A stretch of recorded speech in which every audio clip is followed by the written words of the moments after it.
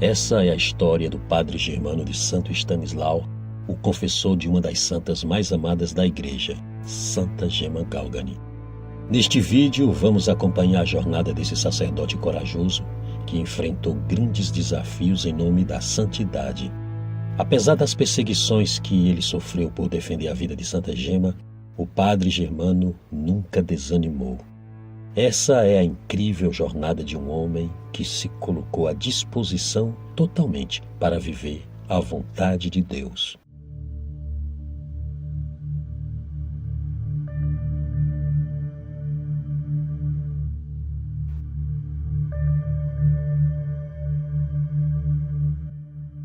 Padre Germano nasceu a 17 de janeiro de 1850 em Vico Equense.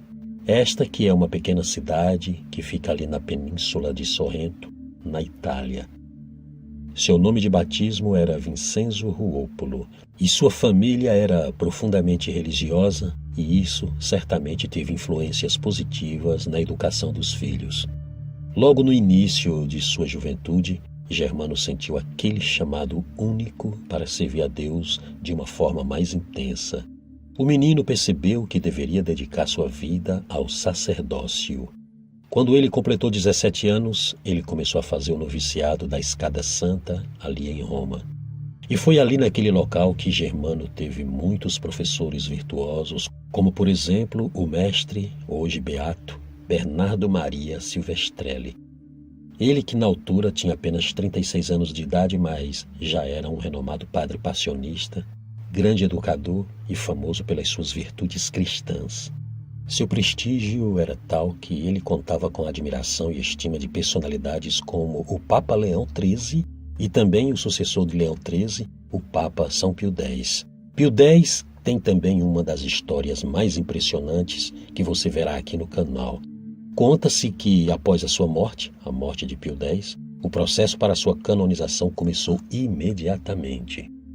Germano seria ali um aluno muito dedicado em seus estudos. E curiosamente foi nessa época, mais precisamente em 29 de junho de 1867, que o jovem Germano presenciou a magnífica solenidade da canonização de São Paulo da Cruz, que é o fundador da Ordem dos Passionistas. Aquela cerimônia foi mesmo muito especial, pois ela mexeu profundamente com o coração do rapaz. Padre Germano teve certeza de que seria um passionista. 5 anos depois, Germano estava com 22 anos, quando ele foi ordenado sacerdote na Bélgica. Alguns dizem que foi nesse período que ele se tornou passionista e adotou o nome de Santo Stanislau. Aos 26 anos, em 1876, o padre Germano volta a Roma para ser professor no mesmo local onde ele antes havia sido estudante, não é? O padre Germano era um excelente professor, destacando-se principalmente na pintura, escultura, arquitetura, epigrafia e também literatura. Uma de suas grandes paixões era a arqueologia sagrada. Ele foi membro da Pontifícia Academia Romana de Arqueologia entre os anos 1887 e 1895. Ele era um profissional bastante respeitado nessa área, fez várias escavações, inclusive fez as escavações que encontraram a casa dos santos mártires João e Paulo. João e Paulo eram 2 jovens cristãos que viveram ali no século IV, provavelmente durante o governo do imperador Juliano, o Apóstata. O local daquele impressionante achado arqueológico tornou-se a Basílica dos Santos Mártires João e Paulo, ali em Roma. Hoje este é um local bastante visitado por fiéis e peregrinos do mundo inteiro. E é ali também que está a sede do governo geral da Congregação Passionista. Além disso, o padre Germano era muito famoso como exorcista, confessor e também diretor espiritual. Ele também escreveu uma biografia do jovem santo passionista, que é São Gabriel da Virgem Dolorosa. E por isso, mais tarde, ele foi escolhido para ser o postulador da beatificação de São Gabriel. Para quem não sabe, um postulador da beatificação de um santo é basicamente uma pessoa especializada em assuntos teológicos, canônicos, históricos e que também seja alguém com profundo conhecimento sobre os procedimentos da Congregação para a Causa dos Santos. E mesmo assim, com toda essa especialização, essa pessoa deve ter o apoio e a aprovação de seu bispo.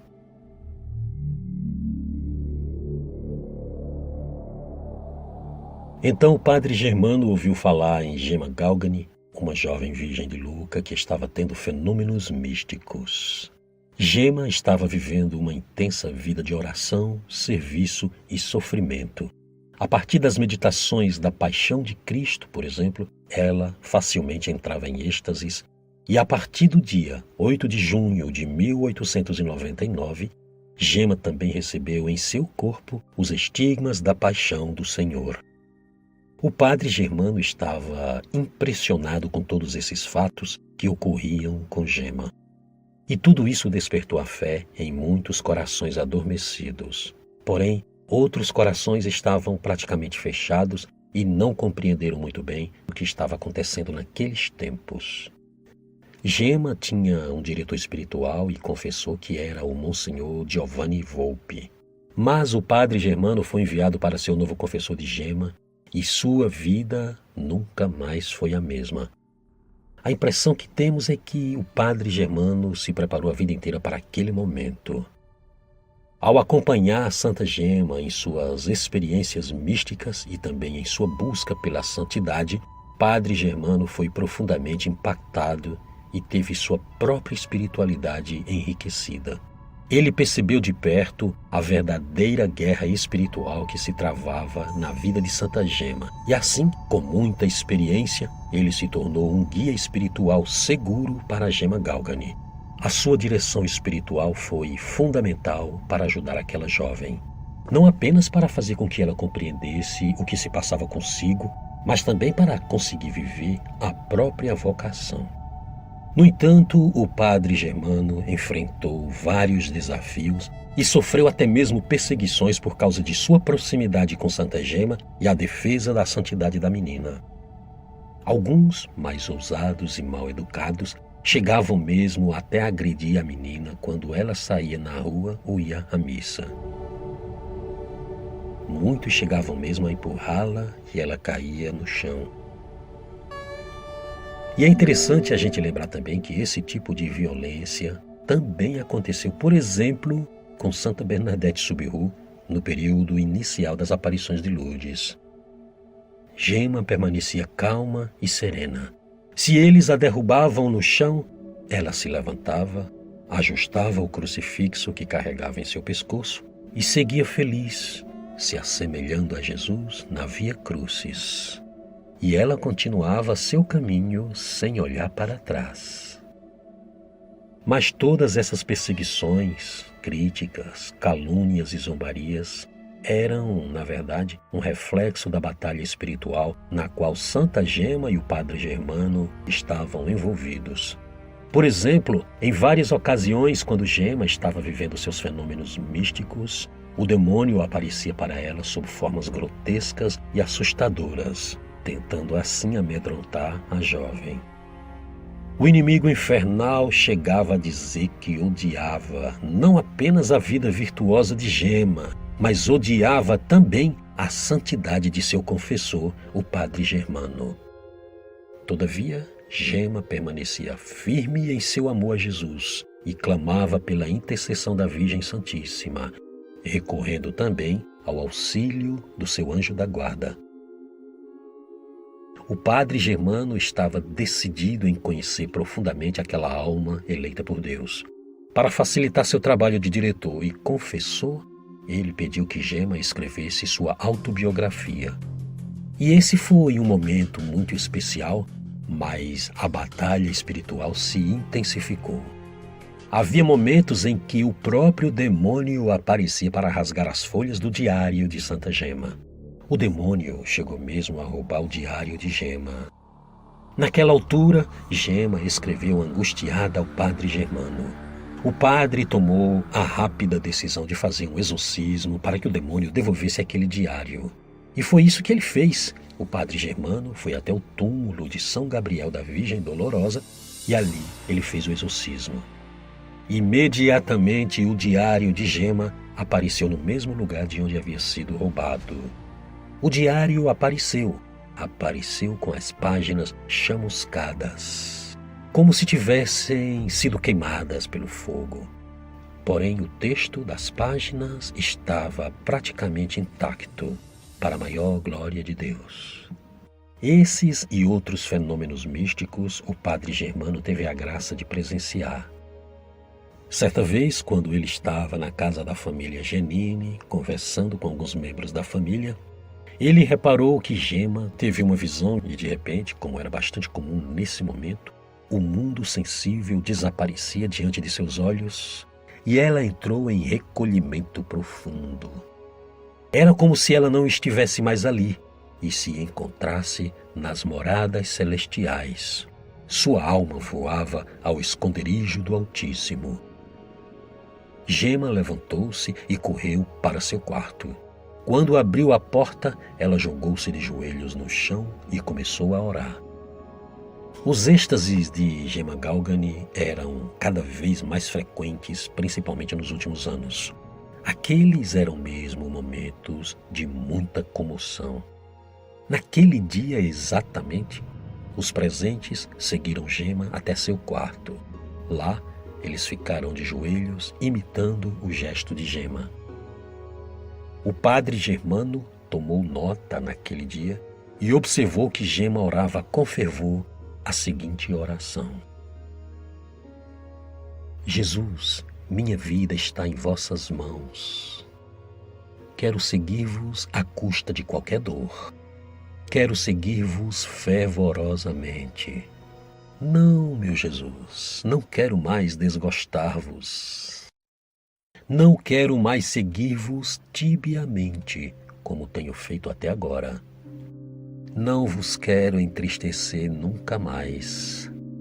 Eis-me aqui a vossos santíssimos pés para manifestar-vos o meu reconhecimento, a minha gratidão por tantos favores que ainda desejas conceder-me.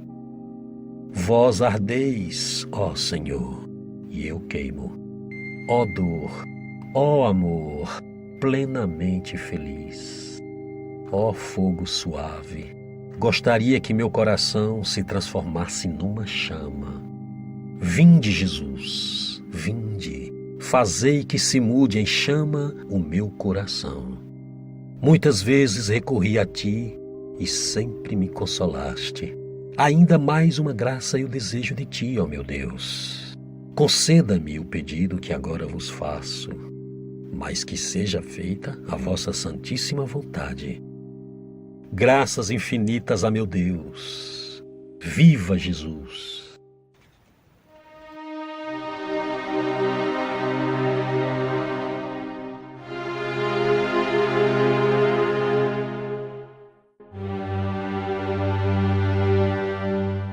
Gema Galgani entrou para a eternidade no dia 11 de abril de 1903.